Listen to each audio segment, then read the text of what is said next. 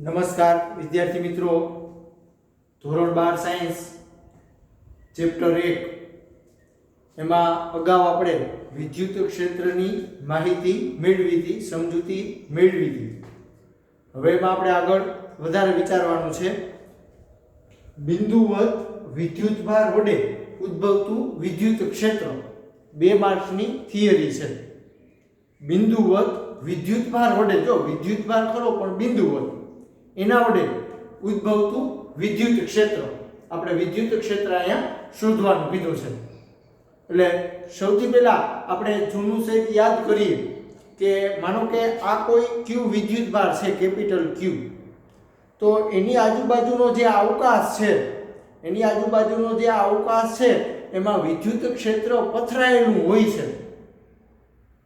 વિદ્યુતભાર છે તો આજુબાજુના વિસ્તારમાં વિદ્યુત ક્ષેત્ર પથરાયેલું હોય છે. હવે આ વિદ્યુત ક્ષેત્ર આપણે જોઈ શકતા નથી,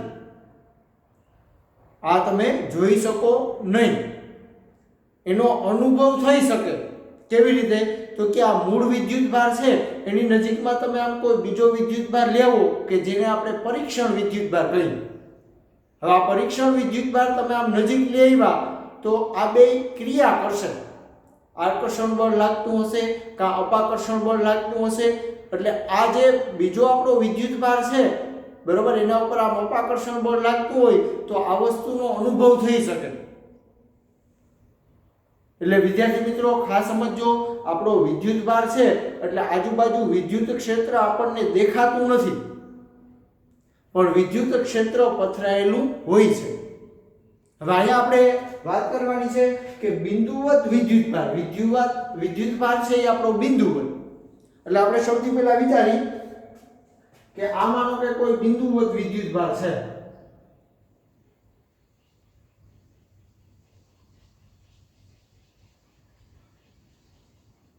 આ એક આપણો બિંદુવત વિદ્યુતભાર છે, એનું નામ હું ક્યુ આપી દઉં છું, કેપિટલ ક્યુ.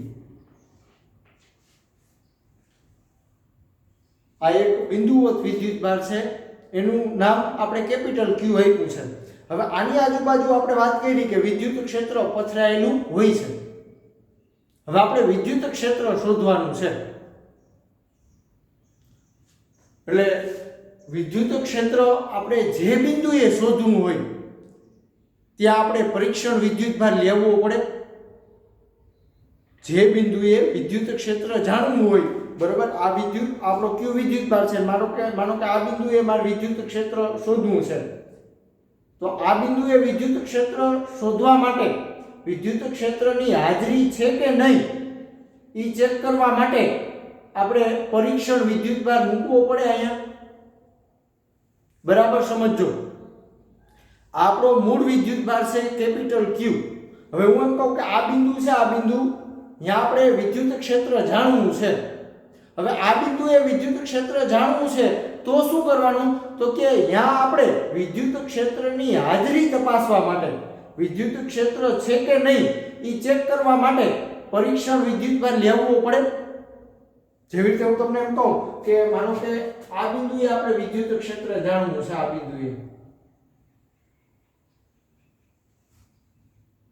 આ બિંદુએ આપણે વિદ્યુત ક્ષેત્ર જાણવું છે, માનો કે આ બિંદુનું નામ હું P આપી દઉં.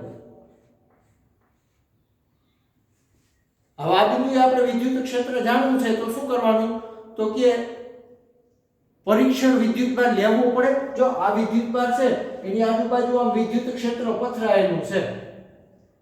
હવે અહીંયા વિદ્યુત ક્ષેત્ર છે કે નહીં હાજરી તપાસવા માટે પરીક્ષણ વિદ્યુતભાર રાખવો પડે.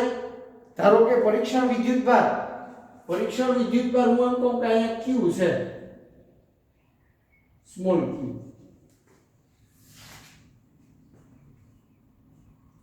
વિદ્યુત ક્ષેત્રની હાજરી, આ બિંદુએ વિદ્યુત ક્ષેત્રની હાજરી ચકાસવા માટે આપણે બીજો વિદ્યુતભાર લેવો પડે.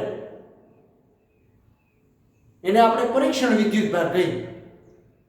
આ વિદ્યુત ક્ષેત્ર છે એનું પ્રાપ્તિ સ્થાન કહીએ આને આપણે. વિદ્યુત ક્ષેત્રના પ્રાપ્તિ સ્થાન, આપણો વિદ્યુત ક્ષેત્ર પ્રાપ્તાંક થયો, આ આપણો પરીક્ષણ વિદ્યુતભાર થયો, સ્મોલ ક્યુ. હવે આપણે શું કરવાનું તો કે આ વિદ્યુતભાર છે, આ વિદ્યુતભાર ત્યાંથી આ વિદ્યુતભારનું અંતર જાણવું પડે, બરોબર. એટલે આપણે યામાક્ષ પદ્ધતિનો ઉપયોગ કરવો પડે. આપણે કોઈ એક યામાક્ષ પદ્ધતિ લઈ લઈએ કે આ ધારો કે આને કહી દઈએ x અક્ષ,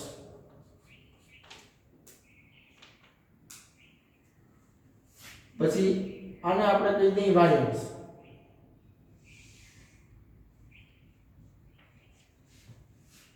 હવે આ જે આ બિંદુ છે એ આપણું r અંતરે છે, ઉગમ બિંદુ. આ આપણું ઉગમ બિંદુ છે. ઉગમ બિંદુ ઉપર આપણે q વિદ્યુતભાર લીધો છે, બરોબર. વિદ્યાર્થી મિત્રો આકૃતિ વિચારો તો આમ થશે કે આ આપણી x અક્ષ છે, આ આપણી y અક્ષ છે. હવે આ ઉગમ બિંદુ છે, આ ઉગમ બિંદુ ત્યાં જ વિદ્યુતભાર રાખી દીધો છે કેપિટલ Q. હવે આ કેપિટલ Q વિદ્યુતભાર છે ત્યાંથી r અંતરે, એટલે કે અહીંયા r અંતરે બિંદુ P આવેલું છે. જો આ r અંતરે બિંદુ P આવેલું છે અને ત્યાં આપણે વિદ્યુત ક્ષેત્ર શોધવાનું છે. આ બિંદુએ આપણે વિદ્યુત ક્ષેત્ર શોધવાનું છે. વિદ્યુત ક્ષેત્ર એટલે E. વિદ્યુતભાર Q થી, વિદ્યુતભાર કેપિટલ Q થી, તો આ કેપિટલ Q વિદ્યુતભાર છે. આ બિંદુવત વિદ્યુતભાર છે આપણો કેપિટલ Q. એના વડે r અંતરે બિંદુ P આવેલું છે અને અહીંયા આપણે વિદ્યુત ક્ષેત્ર શોધવાનું છે. વિદ્યુતભાર Q થી r અંતરે આવેલા બિંદુ P પાસે વિદ્યુત ક્ષેત્ર શોધવું છે, બરોબર. આ Q વિદ્યુતભાર છે ત્યાંથી r અંતરે બિંદુ P આવેલું છે, આ બિંદુ P, ત્યાં આપણે વિદ્યુત ક્ષેત્ર શોધવું છે. હવે બિંદુ P પાસે વિદ્યુત ક્ષેત્ર છે કે નહીં એ ચેક કરવા માટે આપણે પરીક્ષણ વિદ્યુતભાર આમ ધીમે ધીમે લેવો પડે. સ્મોલ q પરીક્ષણ વિદ્યુતભાર. જો વિદ્યુત ક્ષેત્રની હાજરી તપાસવા માટે બિંદુ P પાસે વિદ્યુત ક્ષેત્રની હાજરી છે કે નહીં આ તપાસવા માટે આપણે પરીક્ષણ વિદ્યુતભાર ધીમે ધીમે લેવો પડે, સ્મોલ q. હવે આ સ્મોલ q વિદ્યુતભાર આપણે અહીં રાખ્યો તો શું થાય? સ્મોલ q વિદ્યુતભાર આપણે રાખ્યો તો શું થાય? તો કે આ આપણો એક વિદ્યુતભાર છે અને આ આપણો બીજો વિદ્યુતભાર છે, એટલે બે વચ્ચે કાં આકર્ષણ થશે કાં અપાકર્ષણ બળ લાગશે, બરોબર. હવે આ બળ કેટલું લાગે એ જાણવા માટે આપણી પાસે કુલમ્બનો નિયમ છે. બે વિદ્યુતભારો આપણા આમ છે એની વચ્ચેનું અંતર r છે. જો હવે આ r અંતરે બે વિદ્યુતભાર છે તો એની વચ્ચે કુલમ્બ બળ કેટલું લાગે એના માટે આપણી પાસે સૂત્ર છે F બરાબર k. મારો એક વિદ્યુતભાર છે q, એક વિદ્યુતભાર q, બીજો વિદ્યુતભાર સ્મોલ q, છેદમાં અંતર આ બે વિદ્યુતભારો વચ્ચેનું અંતર આપણે r કીધું એટલે r નો વર્ગ અને આ એકમ સદિશ r. જો આયા બે આપણા ધન વિદ્યુતભાર છે એટલે આમાં અપાકર્ષણ બળ લાગશે, એટલે આ વિદ્યુતભાર છે, આ વિદ્યુતભાર એના ઉપર આ દિશામાં બળ લાગતું હશે.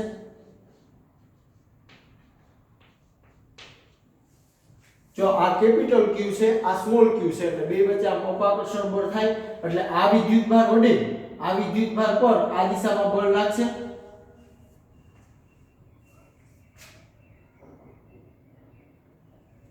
હવે બળ કેટલું લાગે? હવે આપણી પાસે વિદ્યુત ક્ષેત્ર શોધવા માટે સૂત્ર છે. અગાઉના લેક્ચરમાં આપણે સૂત્ર જોયું હતું કે E બરાબર F ના છેદમાં Q,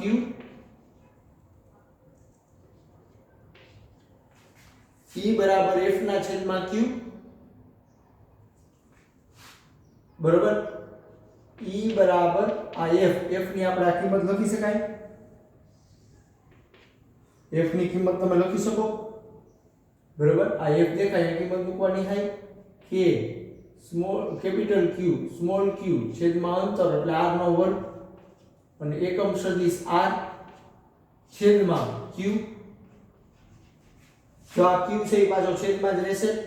તમે જોઈ શકો કે આપણો આ q અંશમાં છે અને આ q છેદમાં છે એટલે કેન્સલ થઈ જાય. તો k q અહીંયા ભાઈ તો r નો વર્ગ છેદમાં r નો વર્ગ અને એકમ સદિશ r. અહીંયા છે વિદ્યુત ક્ષેત્ર E.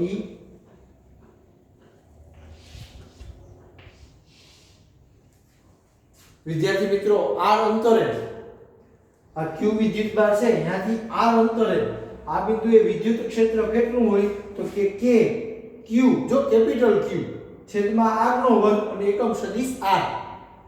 એકમ સદિશ r નો અર્થ શું થશે તો કે આપણો r આમ આ દિશામાં છે જો તો એકમ સદિશ છે એ પણ આપણો ઈ દિશામાં થશે. એકમ સદિશ છે એ પણ ઈ દિશામાં થશે. આ દિશામાં આપણો એકમ સદિશ છે અને ઈ દિશામાં બળ લાગે છે. અહીંયા પણ તમે સમજી શકો કે એકમ સદિશની જે દિશા હશે ઈ દિશામાં બળ લાગતું હશે. તો આપણો એકમ સદિશ આ દિશામાં થયો જો એકમ સદિશ આપણો આ દિશામાં છે તો બળ ઈ દિશામાં લાગતું હશે. એકમ સદિશ r ની જે દિશા હશે ઈ જ દિશામાં આપણું આ બળ લાગતું હશે. હવે બળ પાછું જે દિશામાં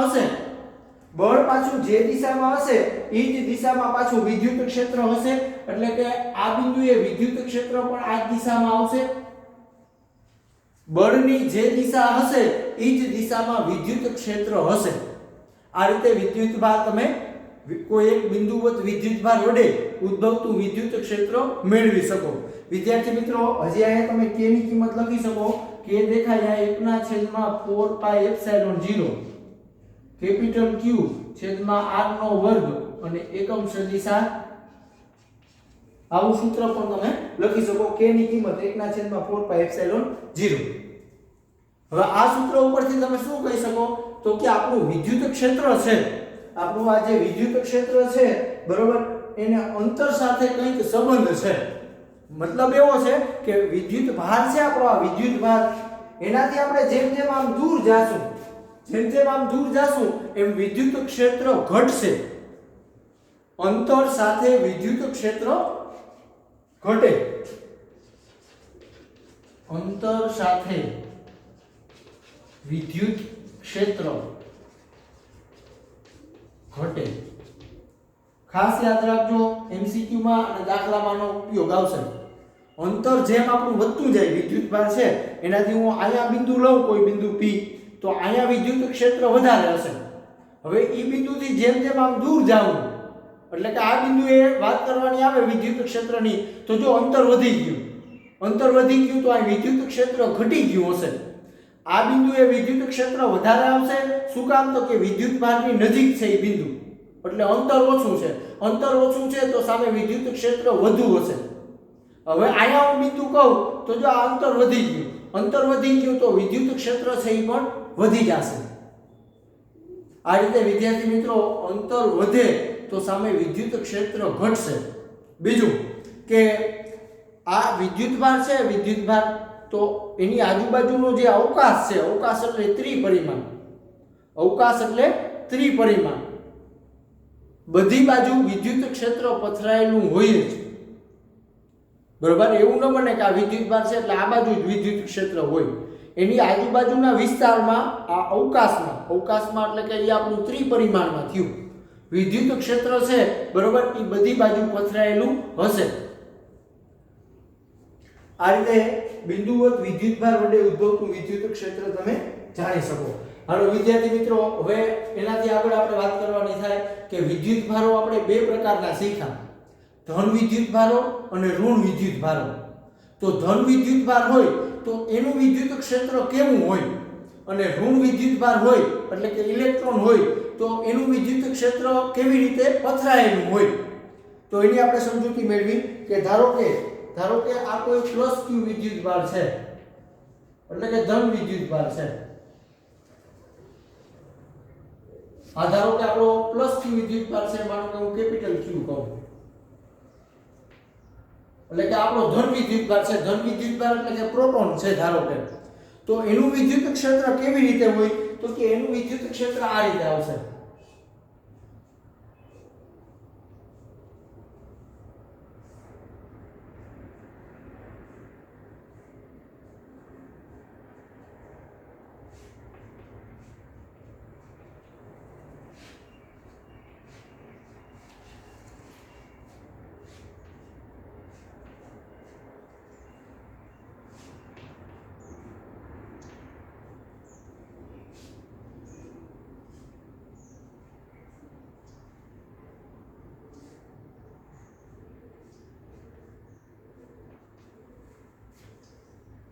આ શરત કઈ થઈ તો કે q ગ્રેટર ધેન 0 એટલે કે આપણો વિદ્યુતભાર છે એ શૂન્ય કરતા મોટો છે એટલે કે ધન વિદ્યુતભાર છે એના માટે આ રીતનું વિદ્યુત ક્ષેત્ર પથરાયેલું હોય જો અવકાશમાં પથરાયેલું હોય એટલે કે ત્રિપરિમાણમાં વિચારવાનું છે આપણી અહીંયા આકૃતિ દ્વિપરિમાણમાં છે આજે મેં આકૃતિ દર્શાવી છે એ દ્વિપરિમાણ છે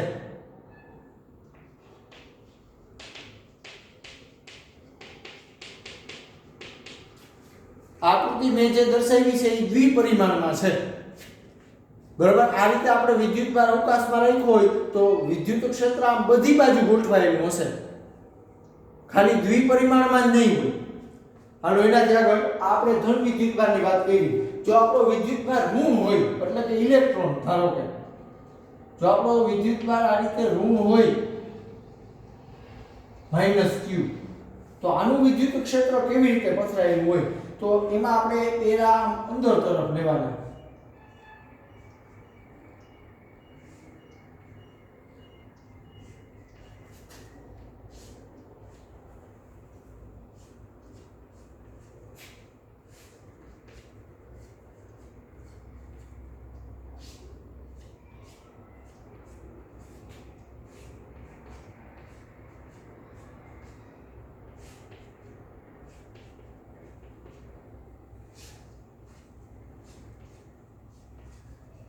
આ શરત કઈ થઈ તો કે q લેસ ધેન 0 વિદ્યુતભાર છે બરોબર એ 0 કરતા નાનો એટલે કેવો હોય ઋણ હોય આ ટૂંકમાં ઋણ વિદ્યુતભાર માટે થયું આ ધન વિદ્યુતભાર માટે તમે જોઈ શકો કે ઋણ વિદ્યુતભારમાં એરા અંદરની તરફ આવે છે આ રીતે ધન અને ઋણ વિદ્યુતભારનું વિદ્યુત ક્ષેત્ર દર્શાવવામાં આવે છે સૌપ્રથમ ફેરેડે નામના વૈજ્ઞાનિકે આપણને આવી સમજૂતી આપી હતી બરાબર વિદ્યુત ક્ષેત્રનો ખ્યાલ સૌપ્રથમ આપણને ફેરેડે નામના વૈજ્ઞાનિકે આપ્યો હતો ખાસ સમજો વિદ્યાર્થી મિત્રો ધન વિદ્યુતભાર હોય તો વિદ્યુત ક્ષેત્ર આ બહાર નીકળતી દિશામાં રાખવાનું અને જો ઋણ વિદ્યુતભાર હોય તો એરા અંદરની તરફ આવે છે જો આને કહેવાય બહારની તરફ ત્રિજ્યાવર્તી દિશામાં બહારની તરફ ત્રિજ્યાવર્તી દિશામાં આ અંદરની તરફ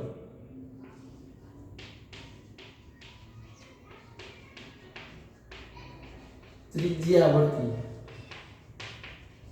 દિશામાં વિદ્યાર્થી મિત્રો જો અહીંયા તમે આ વિદ્યુતભાર છે તો એની બાજુ આમ ગોળો વિચારી શકો આ ગોળો થયો તો આની ત્રિજ્યા થઈ એટલે લખ્યું ત્રિજ્યાવર્તી દિશામાં બહારની તરફ જો આમ બહારની તરફ અને અહીંયા તમે જોઈ શકો કે અહીંયા પણ તમે આ રીતે ગોળો વિચારી શકો તો આ એની ત્રિજ્યા થઈ એટલે ત્રિજ્યાવર્તી દિશા થઈ પણ અંદરની તરફ છે જો એટલે અહીંયા અંદરની તરફ આવશે ત્રિજ્યાવર્તી દિશામાં અહીંયા બહારની તરફ આવશે ત્રિજ્યાવર્તી દિશામાં આ રીતે ધન અને ઋણ વિદ્યુતભારનું વિદ્યુત ક્ષેત્ર દર્શાવવામાં આવે છે બરાબર સમજો આનો આપણે ઉપયોગ પણ આવશે આ અત્યારે મારી આકૃતિ છે એ દ્વિપરિમાણમાં છે બીજું વિદ્યુતભારો અહીંયા તમે જોઈ શકો કે આ જે મેં ગોળો બનાવ્યો આ ગોળો તો એમાં આ બિંદુનું અંતર તમે જોઈ શકો આટલું છે આયા બિંદુ છે તો એનું અંતર પણ આટલું જ હશે ગોળામાં જો આ જેટલી ત્રિજ્યા છે એટલી ત્રિજ્યા આ છે એટલે એવો અર્થ થાય કે અહીંયા જેટલું વિદ્યુત ક્ષેત્ર હોય એટલું જ વિદ્યુત ક્ષેત્ર અહીંયા હશે કારણ કે વિદ્યુતભાર છે અહીંયાથી આ અંતર કેવું થાય છે સરખું થાય છે જો આ અંતરે છે તો વિદ્યુતભારથી આ અંતર છે આ અંતર છે તો આ બિંદુએ આ બિંદુએ આ બિંદુએ આ બિંદુએ વિદ્યુત ક્ષેત્ર કેવું હશે એક સમાન હશે એ જ રીતે અહીંયા પણ તમે વિચારી શકો કે આપણો આ ગોળો મેં કલ્પના કરી છે આ ગોળાની તો અહીંયા કોઈ બિંદુ હોય તો આ અંતર r થયું, અહીંયા કોઈ બિંદુ હોય તો આ અંતર r થયું. જો અંતર સરખા છે તો અહીંયા જેટલું વિદ્યુત ક્ષેત્ર હોય એટલું જ વિદ્યુત ક્ષેત્ર આ બિંદુએ હશે. એટલે ધન વિદ્યુતભાર એટલે કે આપણો પ્રોટોન એનું વિદ્યુત ક્ષેત્ર આ રીતે હોય. ઋણ વિદ્યુતભાર હોય તો એનું વિદ્યુત ક્ષેત્ર, ઋણ વિદ્યુતભાર એટલે ઇલેક્ટ્રોન, તો એનું વિદ્યુત ક્ષેત્ર આ રીતે હોય. વિદ્યાર્થી મિત્રો બીજું એક નોટ કરજો કે અહીંયા તમે જોઈ શકો કે આ વિદ્યુતભાર છે એની નજીકનો એરો છે, આ નજીકના એરા એ મેં મોટા લાંબા દર્શાવ્યા છે. જો પછી એના પછીનો એરો તમે જોશો તો આનાથી ટૂંકો છે. જો એના પછીનો એરો જોશો તો એનાથી પણ ટૂંકો છે. એટલે અર્થ શું થાય કે આ વિદ્યુતભારથી આપણે જેમ જેમ આમ દૂર જાય તો વિદ્યુત ક્ષેત્ર ઘટતું જાય.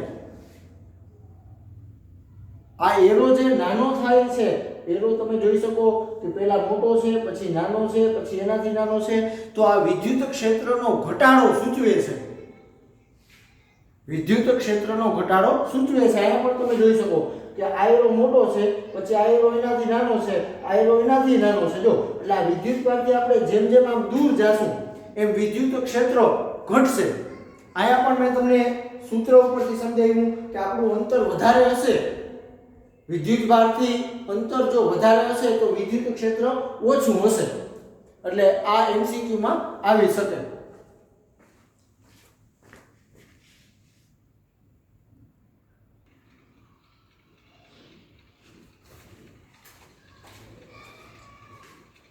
વિદ્યાર્થી મિત્રો હવે આપણે વિદ્યુત ક્ષેત્ર છે એને લગતા મહત્વના મુદ્દાની થોડી વાત કરવાની છે. 4 મુદ્દા આપણને ટેક્સ્ટ બુકમાં આપ્યા છે. આમ તો ઈ મેં તમને અગાઉનો લેક્ચર અને આ લેક્ચર ઈ બે લેક્ચરમાં ઈ 4 જે મુદ્દા છે એનો સમાવેશ થઈ જાય છે. આપણે ઈ મુદ્દાઓ છે એનો વ્યક્તિગત અભ્યાસ કરવાનો છે. સૌથી પહેલા આપણે એક મુદ્દો એવો છે કે આપણો જે મૂળ વિદ્યુતભાર છે કેપિટલ Q, મૂળ વિદ્યુતભાર આપણો જે છે કેપિટલ Q, બરાબર, આપણો મૂળ વિદ્યુતભાર છે કેપિટલ Q. તો આ વિદ્યુતભાર છે એની આજુબાજુ વિદ્યુત ક્ષેત્ર પથરાયેલું હોય છે. હવે આ વિદ્યુત ક્ષેત્રની હાજરી તપાસવા માટે આ બિંદુ છે, આ બિંદુ અહીંયા વિદ્યુત ક્ષેત્ર છે કે નહીં એ જાણવા માટે આપણે શું કરવું પડે તો કે પરીક્ષણ વિદ્યુતભાર લેવું પડે. વિદ્યાર્થી મિત્રો ગજિયો ચુંબક છે, ગજિયો ચુંબક તમે બધા જાણો છો કે આ રીતનો કોઈ ચુંબક હોય તો આ બિંદુએ વિદ્યુત ક્ષેત્ર છે કે નહીં, આ ગજિયો ચુંબક છે અને આ બિંદુએ ચુંબકીય ક્ષેત્ર છે કે નહીં એ ચેક કરવું હોય તો શું કરવું પડે તો કે આપણે ખીલી અથવા ટાંકણી આપણે અહીં લેવી પડે. હવે ટાંકણી લેવી અને એના ઉપર જો બળ ન લાગે તો અર્થ એવો થયો કે અહીંયા ચુંબકીય ક્ષેત્ર છે નહીં, બરાબર. આ બિંદુએ ચુંબકીય ક્ષેત્ર છે કે નહીં જાણવું હોય તો શું કરવું પડે કે આ ચુંબક છે તો આ ટાંકણીને અહીં ગોઠવવી પડે. અહીંયા આપણે લોખંડની વસ્તુ છે એને આપણે આ ચુંબકની નજીક ગોઠવતા હોય. એ જ વસ્તુ આપણે અહીંયા વિચારવાની થશે કે આપણો Q વિદ્યુતભાર છે, આ Q વિદ્યુતભાર, Q વિદ્યુતભાર છે આપણો, તો એની આજુબાજુ આ વિદ્યુત ક્ષેત્ર પથરાયેલું હોય. આજુબાજુનો આ વિસ્તાર છે, બરોબર, એમાં વિદ્યુત ક્ષેત્ર છે એ આ પથરાયેલું હશે. જો આ ત્રિપરિમાણમાં હોય, અવકાશમાં ત્રિપરિમાણમાં, અવકાશ એટલે ત્રિપરિમાણ. હવે આ Q વિદ્યુતભાર છે તો આજુબાજુ વિદ્યુત ક્ષેત્ર આ રીતે પથરાયેલું હશે. હવે આ હાજરી છે કે નહીં વિદ્યુત ક્ષેત્ર, આ બિંદુએ વિદ્યુત ક્ષેત્ર છે કે નહીં ઈ ચેક કરવા માટે આપણે શું કરવું પડે આમ પરીક્ષણ વિદ્યુતભાર લેવું પડે. હવે આ પરીક્ષણ વિદ્યુતભાર છે એને હું સ્મોલ q કહી દઉં છું, બરાબર. અનંત અંતરેથી આપણે સ્મોલ q વિદ્યુતભાર આ બિંદુએ લેવા. તો હવે જો આની વચ્ચે આકર્ષણ બળ કે અપાકર્ષણ બળ લાગે તો આપણને વિદ્યુત ક્ષેત્ર છે કે નહીં એનો ખ્યાલ આવે. હવે આ વિદ્યુત ક્ષેત્ર જાણવા માટે સૂત્ર શું છે તો કે આપણી પાસે સૂત્ર આવું છે કે E બરાબર F ના છેદમાં Q. E બરાબર F ના છેદમાં Q. બે વિદ્યુતભારો છે એની વચ્ચે લાગતું બળ અને છેદમાં આપણો પરીક્ષણ વિદ્યુતભાર. હવે અહીંયા મહત્વનો મુદ્દો શું છે તો કે આપણે જે આ Q વિદ્યુતભાર લેવી છે, આ જે Q વિદ્યુતભાર આપણે આમ લેવી છે એ નાના મૂલ્યનો હોવો જોઈએ, શક્ય તેટલો નાનો હોવો જોઈએ, એટલે કે લઘુત્તમ મૂલ્યનો વિદ્યુતભાર હોવો જોઈએ.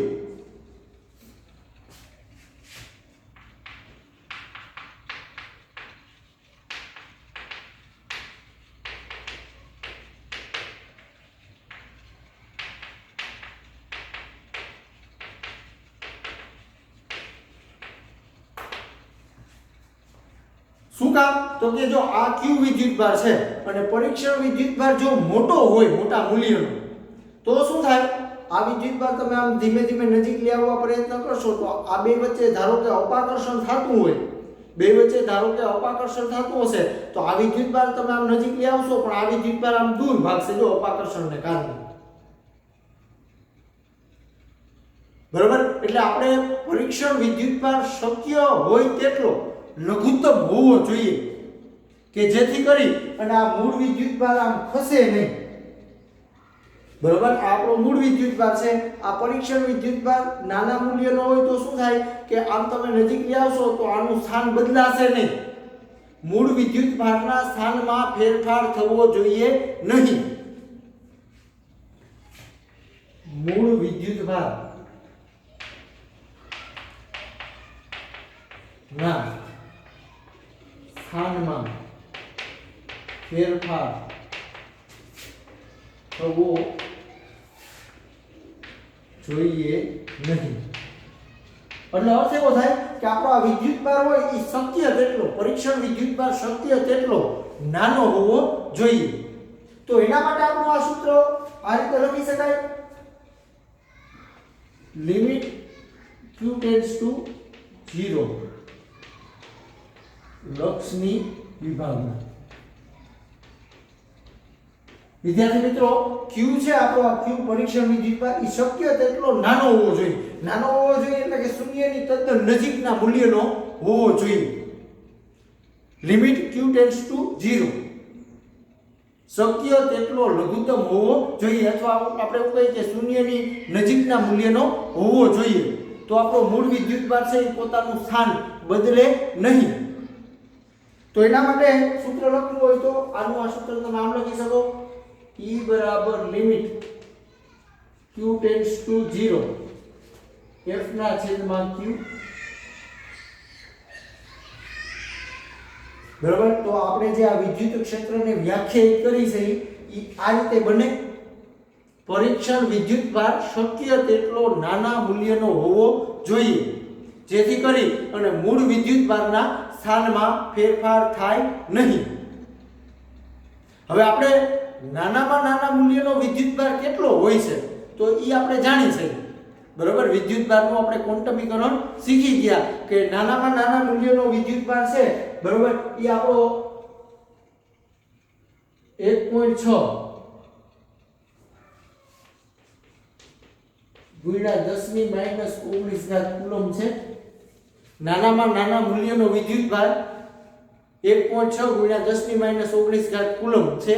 આથી નાના મૂલ્યનો વિદ્યુતભાર શક્ય નથી. બરાબર, વિદ્યુતભારનું ક્વોન્ટમીકરણ આપણે શીખી ગયા.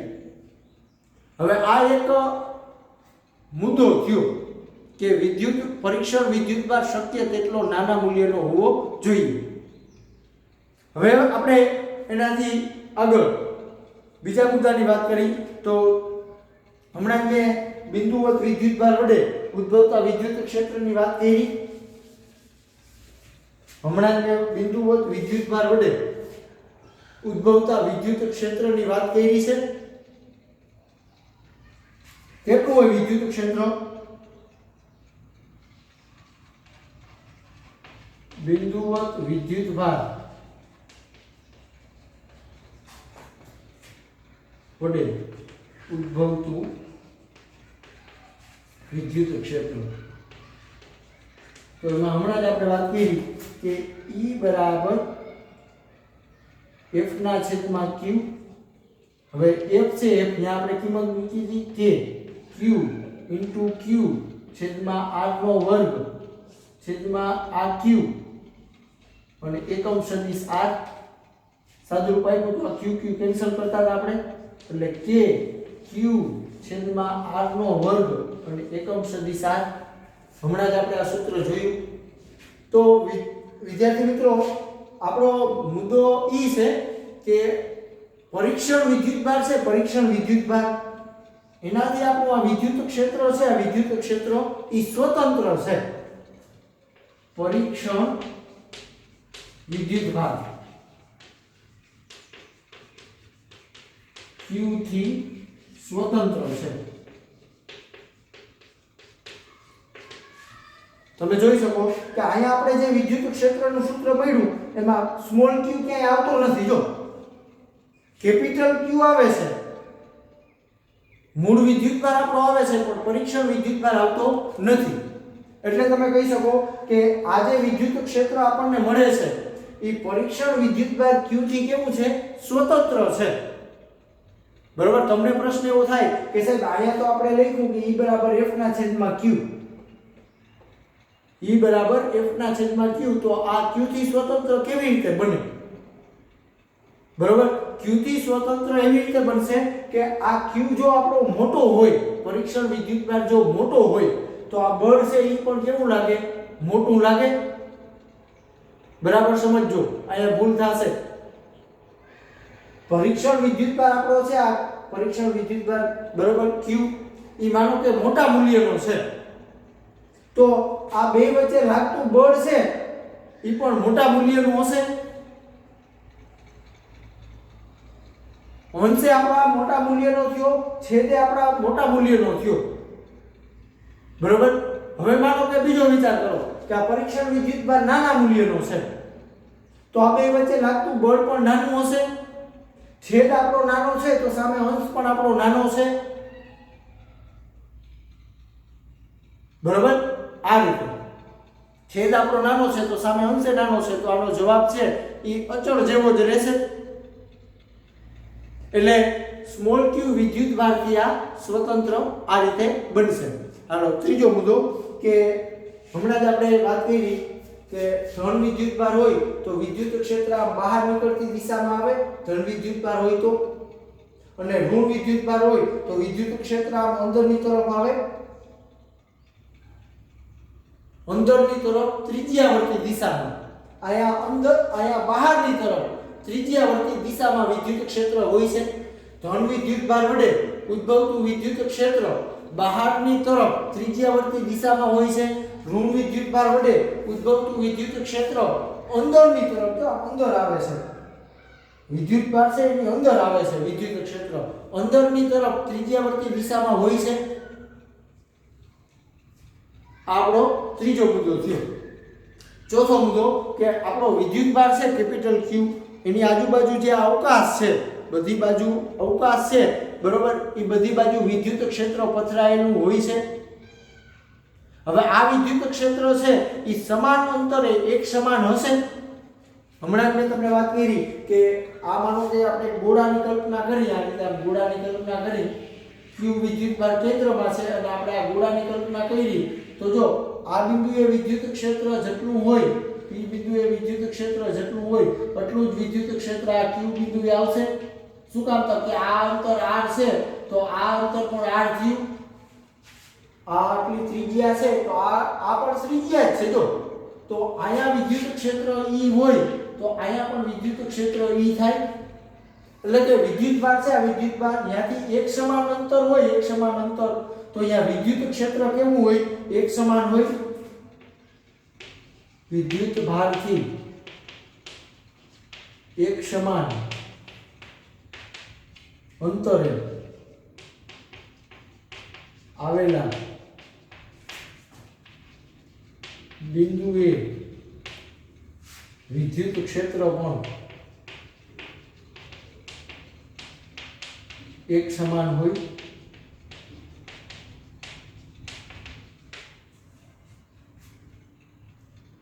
બરોબર, ખાસ સમજો, વિદ્યુતભાર આપણે આમ અવકાશમાં રાખ્યો હોય તો વિદ્યુત ક્ષેત્ર બધી બાજુ પથરાયેલું હશે. એટલે આ આપણા 4 મહત્વના મુદ્દા થયા. અને પહેલી થિયરી મેં આજે તમને સમજાવી કે બિંદુવત વિદ્યુતભાર વડે ઉદ્ભવતું વિદ્યુત ક્ષેત્ર, તો સૂત્ર તાર્યું હતું KQ/r² અને એકમ સદિશ r. તો આ સૂત્રનો આપણે દાખલામાં અને MCQ માં પણ ઉપયોગ આવશે અને આ 2 માર્કમાં થિયરીમાં પણ પૂછાઈ શકે કે બિંદુવત વિદ્યુતભાર વડે ઉદ્ભવતા વિદ્યુત ક્ષેત્રનું સૂત્ર તારવું. પછી ધન વિદ્યુતભાર વડે ઉદ્ભવતું વિદ્યુત ક્ષેત્ર, ઋણ વિદ્યુતભાર વડે ઉદ્ભવતું વિદ્યુત ક્ષેત્ર કેવી રીતે પથરાયેલું હોય એની મેં તમને વાત કરી. પછી વિદ્યુત ક્ષેત્રને લગતા 4 મુદ્દાની આપણે ચર્ચા કરી. આજે વિદ્યાર્થી મિત્રો આપણે અહીં સુધી રાખશું.